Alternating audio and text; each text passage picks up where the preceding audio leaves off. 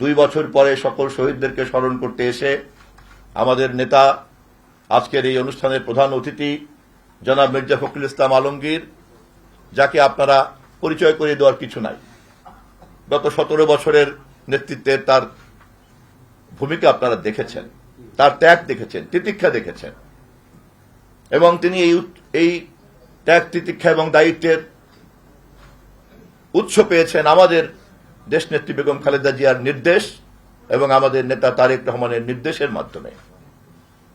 আজ আমাদের সামনে, আমাদের ঘাড়ে দায়িত্ব পড়েছে দেশ চালনার, আমাদের ঘাড়ে দায়িত্ব পড়েছে পার্লামেন্টকে সক্রিয় করা, আমাদের ঘাড়ে দায়িত্ব পড়েছে বিচার বিভাগকে একটা স্বকীয় মর্যাদায় রূপান্তরিত করা, আমাদের ঘাড়ে দায়িত্ব পড়েছে বাংলাদেশের সার্বভৌমত্বকে বাস্তবসম্মতভাবে সুসংহত করার, আমাদের ঘাড়ে দায়িত্ব পড়েছে বিশ্ব মঞ্চে বাংলাদেশকে অগ্রাধিকারের ভিত্তিতে দাঁড় করানো, আমাদের উপরে দায়িত্ব পড়েছে এত বিশাল জনগোষ্ঠীর ক্রমবর্ধমান শিক্ষিত বেকারদের জন্য কর্মসংস্থান সৃষ্টি করার। এতগুলি দায়িত্ব, এতগুলি মৌলিক লক্ষ্যকে চরিতার্থ করার জন্য আমাদের যে কাজটা করতে হবে, সেই কাজে সকলের সহযোগিতা লাগবে। এবং আমরা চাই পার্লামেন্টে এবং রাজনীতিতে যারা সহযোগিতা করার কথা তারা সহযোগিতা করবেন, এটা আমরা চাই।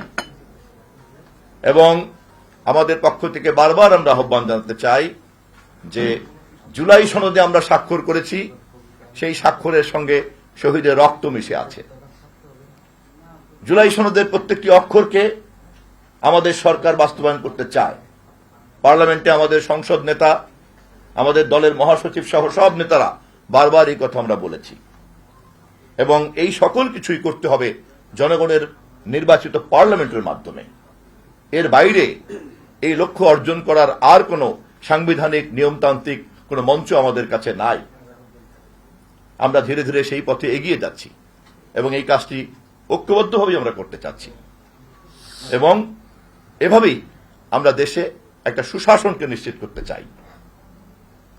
ক্ষমতার বাইরে বসে ফ্যাসিবাদকে উৎখাত করার জন্য জীবন বাজি রেখে যেমন আমাদের নেতা দেশনায়ক তারেক রহমান, আমাদের মহাসচিব মির্জা ফখরুল ইসলাম আলমগীর সহ সকলে মিলে জীবন বাজি রেখে লড়াই করেছিলাম, তেমনি আজ ক্ষমতাসীন দলের নেতা, মন্ত্রী, প্রধানমন্ত্রী, সংসদ সদস্য এবং অন্যান্য দায় দায়িত্ব সকলে মিলেই আমরা আমাদের এই সুশাসনের দায়িত্বটাকেও নিশ্চিত করতে চাই। যদি আমরা তা করতে পারি তাহলেই কেবলমাত্র শহীদের আত্মত্যাগ সার্থক হবে, শহীদের মর্যাদাকে আমরা প্রতিষ্ঠিত করতে পারব। এবং এই কাজ করার জন্য শেষ মুহূর্ত পর্যন্ত গণতান্ত্রিক সকল শক্তিকে আমরা ঐক্যবদ্ধ রাখার চেষ্টা করব।